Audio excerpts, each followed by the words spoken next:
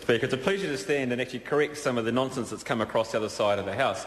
First of all, it'll take hours and I've only got a few minutes, so I'll just deal with what I can. First of all, we've had comments from the other side that this bill should be taken into account in the bill that we had 2 days ago. Well, clearly, Mr Speaker, the opposition hasn't heard of a thing called standing orders of the House of Representatives. Clearly, this is cannot be included in an omnibus bill, which is why it's been done separately. And I wish the opposition would actually learn the standing orders which we have to operate upon. Secondly, Mr Speaker, we've had a whole lot of conversation over the other side talking about railways and the relevancy about that. Well, I can't believe, talking about railways and diesel and things like that, and Diesel Von Trapp and the very brown hat over there, I think his contribution to this debate would be very interesting to hear, I'm sure.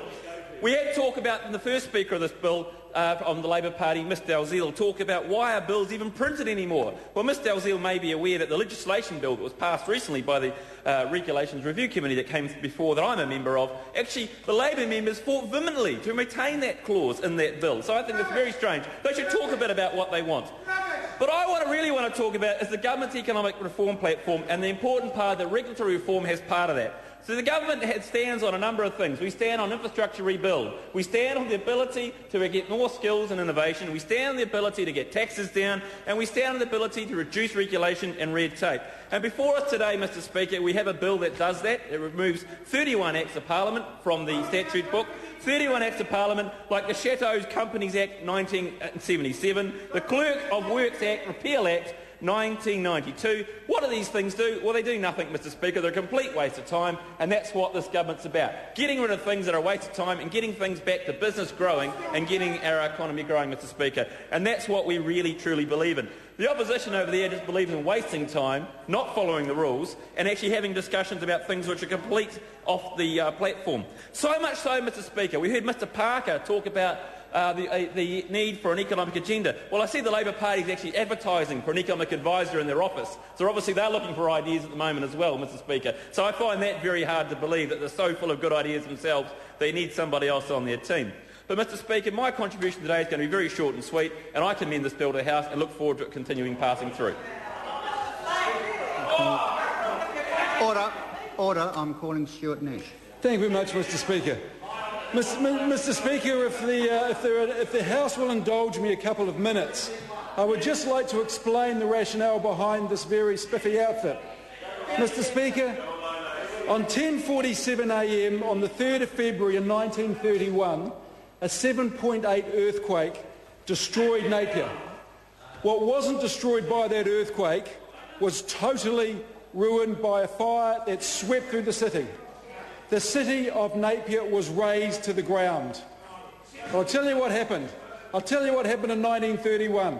The people of Napier, they stood up, they had a plan, they had a strategy, and the people of Napier rebuilt that city in 2 years. They rebuilt it in 2 years.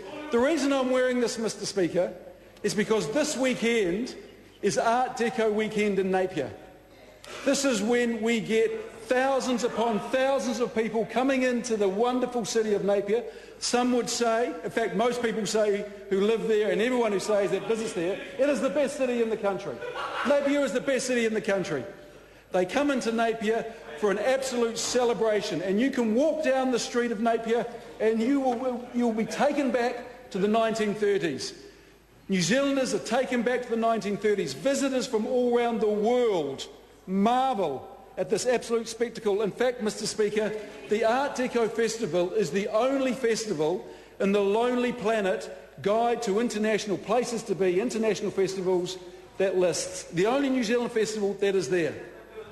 It is fantastic. So, Mr Speaker, the reason I'm wearing this fantastic outfit, a genuine 1920s suit, Chilby hat, tie, two-tone shoes, is in celebration of Napier. Celebration of Art Deco Napier, because I believe in that city, I believe in the people of Napier. I think it is a fantastic city, but goodness me, there's a lot of work to do there to bring it back up to what it once was, because after 2 years of this government, Mr Speaker, the people of Napier are struggling. But isn't it interesting, Mr Speaker, I'll bring it back to an analogy. The city of Napier was rebuilt in 2 years, pretty much. 2 years. There's been 2 years of this government. Not only have they not rebuilt, they've in fact torn down. because there's been no plan, no strategy around to drive growth, to drive unemployment and to get this country up and running. Mr. Speaker, this bill, the Regulatory Reform Repeals Bill, is an example of what is going on at the moment with that government over there. Labor supports this bill. I mean, Labor supports any bill that sort of takes regulations off the statute book that have been there for a long time. But I wonder, Mr. Speaker, there is one bill, the District Railways Purchasing Act 1885. Now, that bill has been around for 127 years. At a time when there are 158,000 New Zealanders unemployed, do we really need to be spending time and energy repealing a bill that's 127 years old? Couldn't that wait till the Labor Party comes in, gets the economy up and running, gets the fiscal situation sorted out? Bob, could you grab me a drink, please, mate? Gets the fiscal situation sorted out, and then we tidy this up. There's something called the New Zealand Institute of Journalists Act 1895. I don't know if the press gallery are aware of this, Mr. Speaker, and I hope there's been wide consultation that that this government has actually taken the Institute of Journalists Act 1885 off the books. It's been on there for 117 years. And yet we wait to a point where the country is in double-dip recession, the worst since the 1930s, the worst since stylish gentlemen were wearing suits like I'm wearing, Mr. Speaker, to take it off the order book. Mr. Speaker, this bill will not create employment for 160,000 New Zealanders who now class themselves as unemployed.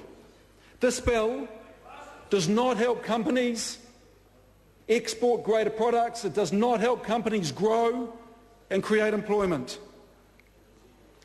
Mr. Speaker, this bill will not get our unemployed youth back into education, into training, help them develop a sense of self-worth. This bill does none of that, Mr. Speaker, at all. What it does do is it repeals 31 acts. The Potato Industry Act Repeal Act. Now, I don't know about the 7,000 people who are unemployed in my region of the country, but I don't think they're going to be jumping in the streets. I don't think this is going to make headlines around a plan for economic development. The Poultry Board Act Repeal Act. Not earth-shattering.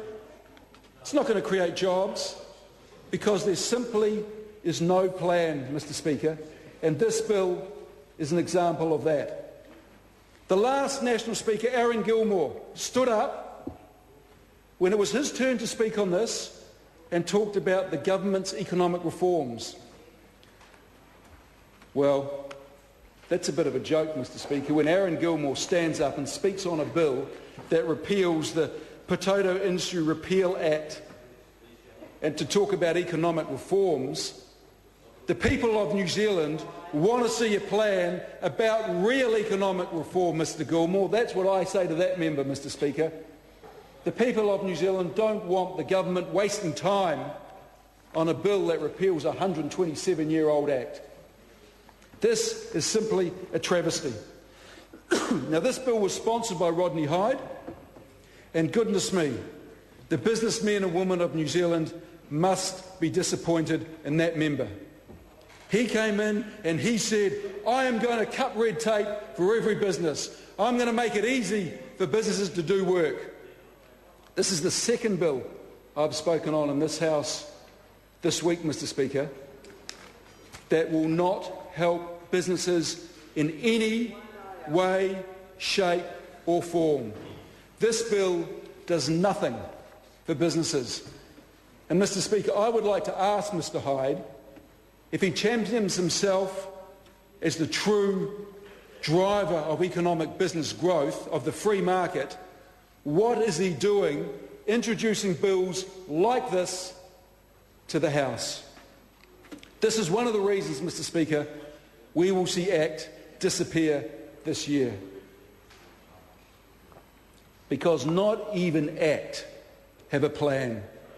And Mr Speaker, when I heard the Honourable Simon Powell stand up at question time today and said he agreed with the Honourable Sir Roger Douglas around economic policy,